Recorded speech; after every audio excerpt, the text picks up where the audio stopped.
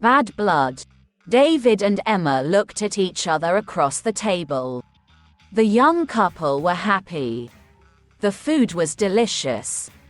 The light from the candles was soft, and the music was perfect. David looked at Emma's beautiful smile. All the pain of his last breakup disappeared. All his doubts and fears about love had gone. His hand reached out and touched hers. "I want to ask you something."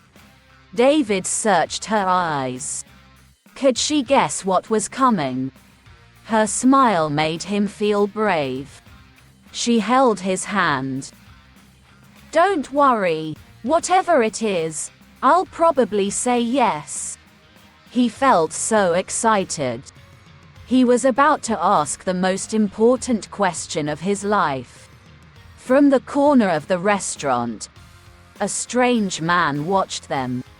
He sat very still at his table. He held a menu, but he wasn't reading it. Instead, his cold eyes looked only at the young couple. Back at their table, David suddenly felt nervous. "Excuse me," he said to Emma. He pushed his chair back and went to the toilet. As he looked in the mirror, he told himself, "Come on, David. Come on. You can do this. Mate. She's crazy about you." Feeling ready, he went out of the bathroom. He almost walked into the extremely tall man, who was waiting by the door. The man's eyes were a cold, bright blue. His face was pale with a sharp, pointed nose and thin, pale lips. "Oh, sorry," said David. "Which one?" the man hissed. He spoke with a strong and strange accent. David had never heard that accent before.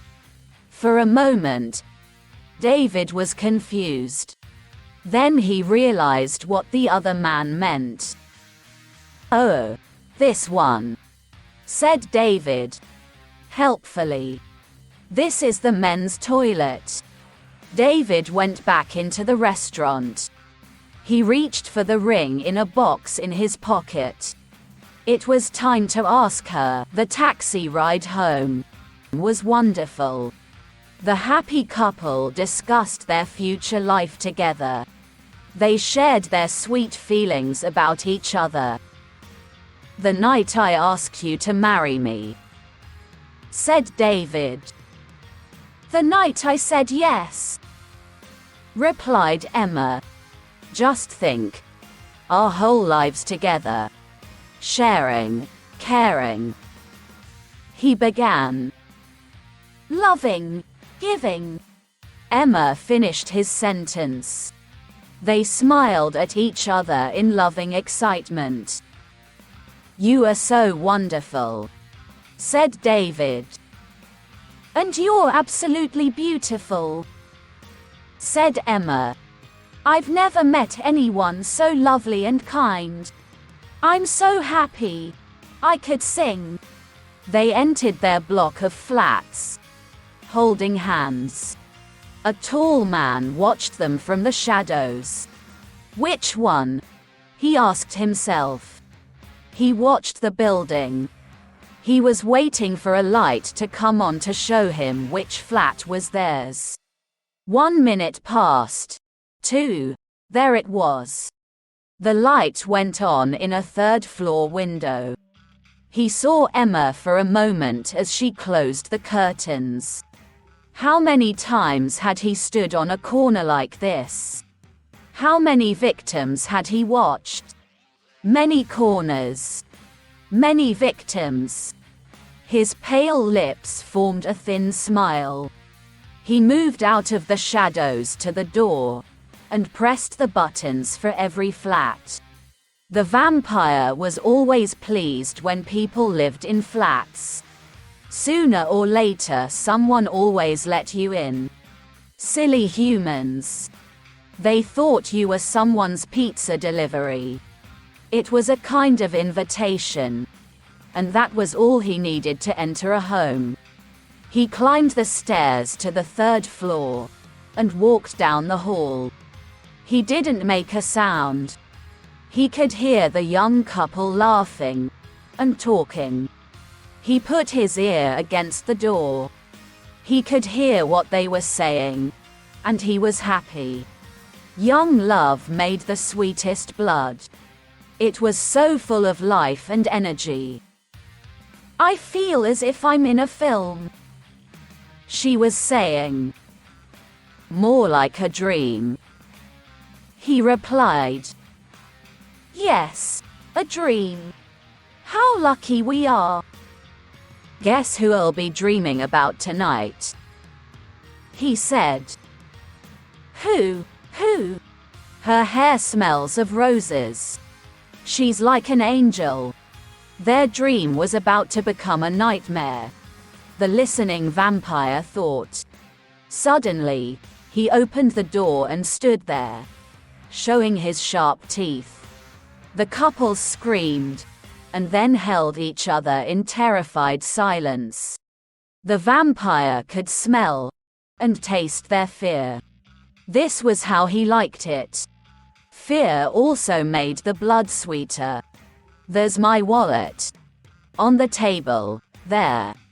Take it, said David. Take anything you want. I will take anything I want, the vampire replied. Fine, we won't stop you. I promise. David cried. You won't stop me, I promise, replied the vampire. The light shone on the sharp teeth. A terrible thought came to David and Emma at the same time. Look at his teeth. Is he a vampire? Which one? The vampire hissed. It can be only one. The couple's eyes were big and afraid, their mouths open in horror. They held each other's hands, and their stomachs filled with fear. Already tonight, continued the vampire. I have drunk from 3. One more, then I can sleep and feel young again. The vampire moved towards them. Instinct made David step in front of Emma to protect her. Emma gratefully held onto his back. The vampire wasn't in a hurry. He had plenty of time. Who should he attack? He asked himself. Which one? Thank you, Emma said quietly in David's ear. For what you're doing for me. Of course, my love. I'm here to protect you. He felt proud as he said the words. He could fight this vampire. All he needed was a piece of wood or something to push through the heart. He looked around for something. You're so brave to offer yourself, continued Emma. Sorry, asked David. What are you talking about? Oh, said Emma. I just thought that with your love for me and everything. David and the vampire looked at each other. Now, listen, Emma. There is no doubt about my love for you. Really? She replied. She didn't believe him. But you can't expect me to just give him my life. I wasn't saying you should, she said. It's just one of our options, that's all. Well, think of another one, he shouted. Why don't you offer yourself to him to save me? The atmosphere in the room had certainly turned ugly. The vampire was not pleased that the fear and love were now silly, selfish arguments. Emma was very angry. I hope you're joking. Let's see how strong your love is. What a horrible man. What about the woman I was planning to marry? offering me to a vampire like a bone to a dog. You said my hair smells of roses, she cried. All right, relax. David was a little embarrassed to be having this argument in front of a stranger. I'm an angel, you said. She carried on shouting. Must drink, shouted the vampire angrily as he came even closer. He wanted to make a quick kill. Then he could get away from these terrible people as soon as possible. His eyes opened wider, and his teeth were bared. Which one? Her. David pointed at his future wife. Him, screamed Emma in anger. Please, him. The vampire approached David. She's younger, sweeter, said David. The vampire turned to Emma. He's bigger, there's more of him. She pointed at David. Suddenly the vampire felt tired. He had been killing for many centuries. Listening to them was depressing. How could he feel good by drinking the blood of either of these disgusting creatures? He looked down at the terrified faces and shouted, "Bad blood." And with that, he disappeared into the night air, and left Emma and David alone together. Together, as they had promised, for the rest of their lives.